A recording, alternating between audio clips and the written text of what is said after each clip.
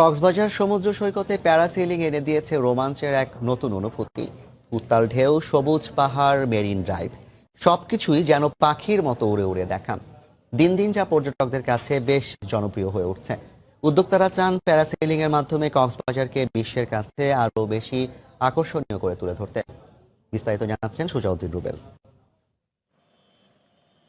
বিশ্বের দীর্ঘতম সমুদ্র সৈকত ঘেঁষে তৈরি হয়েছে মেরিন ড্রাইভ। দীর্ঘ ৮০ কিলোমিটার সড়ক পেরিয়েও বিশ্বের দীর্ঘতম মেরিন ড্রাইভের পরিচয় পেয়েছে। কেবল দীর্ঘতম সৈকত বা মেরিন ড্রাইভ নয়, এখানকার পাহাড় সমুদ্রের অপরূপ মিতালি উপভোগ করতে প্যারাসেলিংয়ে উঠছেন পর্যটকরা। এ নিয়ে রোমাঞ্চকর এক ভ্রমণ। স্পিডবোটের সঙ্গে বেঁধে বিশেষ প্যারাশুটের সাহায্যে আকাশে ঘুরে বেড়ানোর নাম প্যারাসেলিং। সাগর থেকে প্রায় ৩ থেকে ৪০০ ফুট উঁচুতে হাওয়ায় ভেসে সাগর ও পাহাড়ের সৌন্দর্য উপভোগ করে উচ্ছ্বসিত পর্যটকরা। পাহাড় দেখতে পেলাম আর সবাইকে ছোট ছোট ইনসেক্টের মতো দেখতে পেলাম আর কি। ফার্স্টে যাওয়ার সময় যখন উপরে উঠে তখন একটু ভয় লাগে, বাট এরপরে যখন উপরে উঠে তখন পুরাই অন্যরকম। সমুদ্রের ভিতরে যে রোদের আলোটা পড়ে চিকচিক করে থাকে আর পুরো আকাশ আর নীল সমুদ্র সবকিছু মিলিয়ে অনেক সুন্দর। মালয়েশিয়ার প্যানাং বিচের অভিজ্ঞতা কাজে লাগিয়ে কক্সবাজারে প্রথম প্যারাসেলিং চালু হয়েছে বলে জানালেন এই সুপারভাইজার। এত বিশাল সমুদ্র সৈকত, এখানে কোনো বিনোদন নাই, তো আমরা একটা সুযোগ তৈরি করলাম যে এটা করা যায় কিনা। তো ইনশাআল্লাহ আমরা ২০১৩ সাল থেকে এই প্যারাসেলিং আবির্ভূত হলো কক্সবাজারে।